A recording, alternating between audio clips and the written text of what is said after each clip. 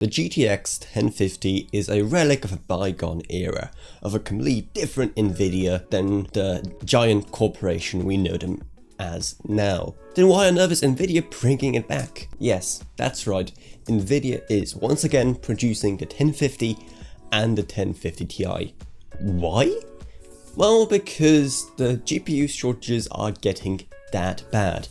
That bad that they are now returning to cards they know sell and cards they know how to produce on the cheap. Because honestly, all the ingredients are there.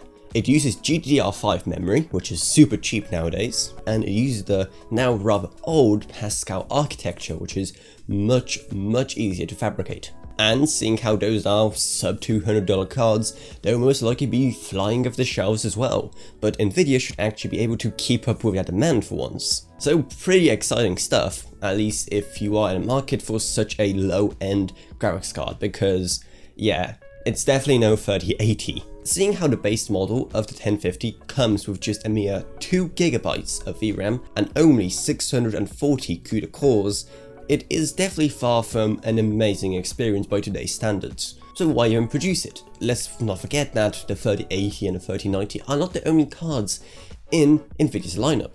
In fact, their 20 series cards also are massively out of stock everywhere, so people who wanted to pick up a cheap 20 series card can't do it either, and you have some really good budget 20 series cards like 2060, and there are budget RTX 3000 cards as well, like say the 3060 Ti or the 3060, which you know there will be very little of. But I know what you're gonna be saying, but avrona, what are the people who are the greatest enemies of gamers? What are the people who steal our darlings, our graphics cards? What are the people whose greed knows no bounds? What are the people so evil that they masterminded the Cuban Missile Crisis and the election of Joe Biden? The miners. Well, you'll be happy to know that it looks like Nvidia outsmarted the miners on this occasion. Because, well, these cards are pretty useless to them. Any card with 4 gigs of VRAM or less is not really worth a miner's effort, and seeing how that's exactly how much a 1050 Ti has, well, you can clearly see that it's just not going to be on a miner's radar at all. So that's good news for us, and also explains why exactly this is a card to bring back from the Pascal family, and not the darlingest of darlings of the Pascal days, the 1080 Ti. Because we all loved the 1080 Ti, it was an amazing graphics card, we all absolutely adored it, but it's not making a comeback, at least for now. I genuinely think that this could just be an experiment.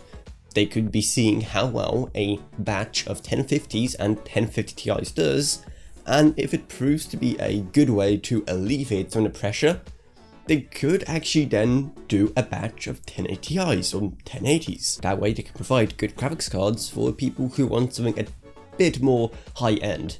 Granted, that would basically mean we're stuck at the same level of performance we were 3 or 4 years ago, but still, at least we're going to have some graphics cards, which is always a plus. So let me know what you think of Nvidia doing this. I'm very curious to see where they're going to go next with this, and let me know what kind of cards you think they're going to resurrect next. And hey, while you're still here, maybe check out my Patreon, because in $1 a month goes a long way in helping my channel and allows you to make way better videos and also videos on way more interesting topics. So check it out, it's going to be down in the video description below. I'd also love to have my Patreons, Gavin Burns, Ryan, LKB, Naomi Sushi, Tiffany Jacobs and Wolfie.